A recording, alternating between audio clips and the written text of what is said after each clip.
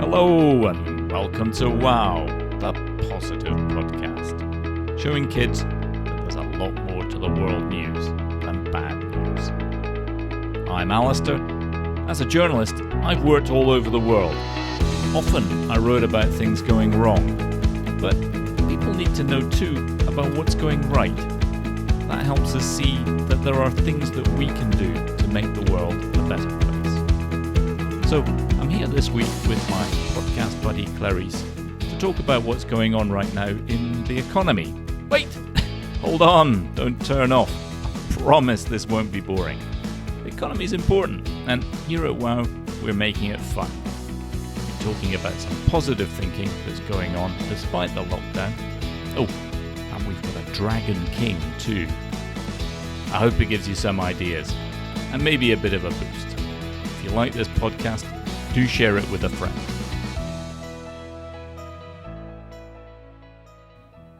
You're still with me? Even though I said we were going to talk about the economy? Brilliant. That's great. Here we go. Hello, Clarisse. Hello, Alastair. Are we really going to talk about the economy? Is it interesting? And is there anything positive to say about it at the moment? Well, I'm glad you asked, Clarisse. We're going to travel far to the high mountains of the Himalayas in today's podcast to hear about happiness. I've also got some good news from my home country, from Scotland. Not to mention that Dragon King. But more on that later. First, yes, Clarisse, there is really important news about the economy right now. Like you and me, people all over the world have been staying at home to stop the coronavirus, COVID-19. And as we wrote last week in WOW, that's wow-news.eu, you remember, that's been pretty successful, this lockdown, at holding back the disease. And so people are starting to be able to go back to work. The problem is that all those weeks when people haven't been going out, that means that the economy has shrunk, as we say. It's the biggest fall in GDP in nearly 100 years. Wait, but what does any of that mean, Alastair? What is GDP?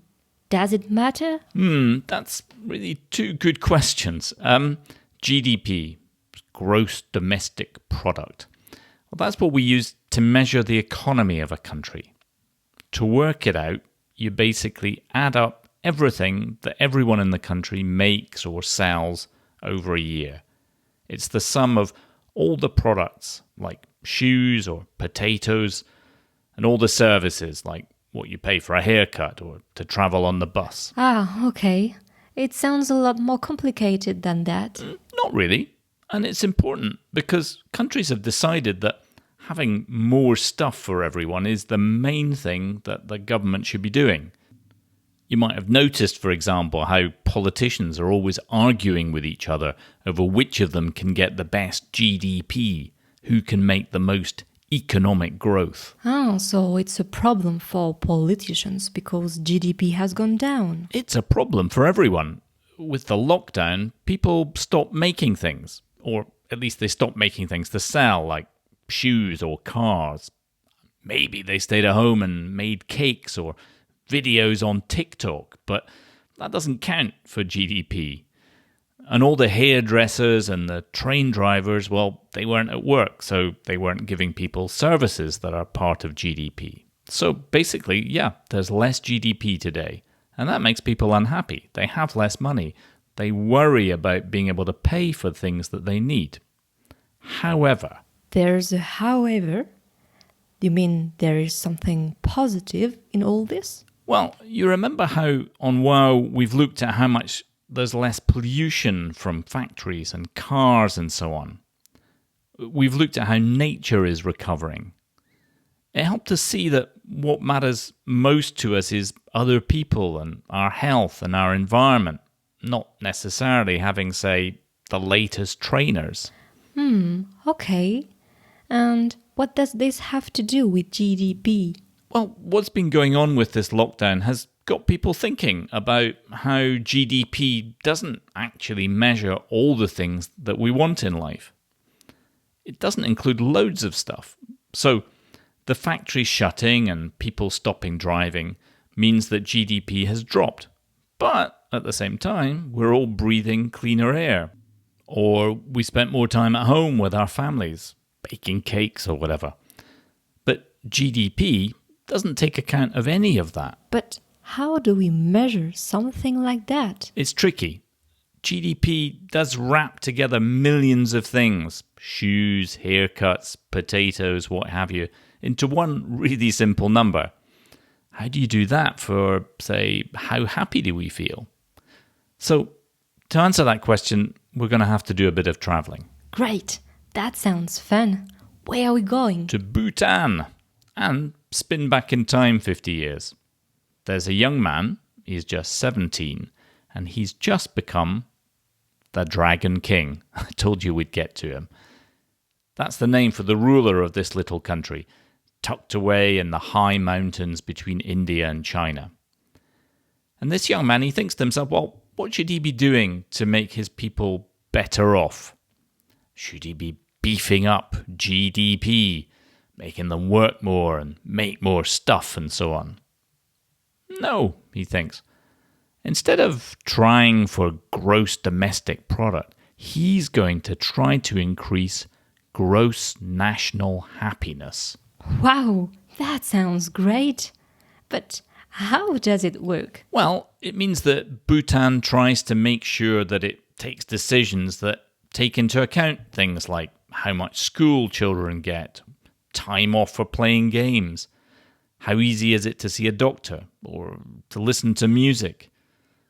Bhutan isn't a rich country by any means, and of course not everybody is happy, but it has been an interesting experiment. So we should all go to Bhutan. Well, not so fast, Clarisse. Actually, they don't let too many tourists in. That's to avoid spoiling the countryside. But more than that, Bhutan is also coming to us. Kind of. Really? How do you mean? Well, Bhutan's ideas help to inspire other countries to try and measure more than just GDP. The United Nations, that's the club for all the governments in the world, they've told countries a few years ago that they need to start measuring their success, not just in GDP, but also taking account of other things. Those include the environment, people's health, their education. Countries can also measure how much time off people get, how much crime there is, whether money is shared out fairly among people. And more countries are taking this seriously? Yes, Clarisse. Some countries are particularly keen on looking for other ways to measure what they call quality of life. They see that if people have plenty of food and clothes and stuff, getting more and more stuff doesn't make them happier. Ah, yes. You told me about how we could do a little experiment on ourselves. Yes, indeed. I wanted to ask the listeners this. Sit back and imagine that you have your own personal GDP. It counts up all the food you have and all the toys. Now, to get food and toys, you need to go to school. So, now, think of this.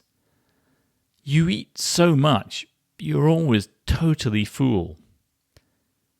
And you have so many toys that you've nowhere left to put them.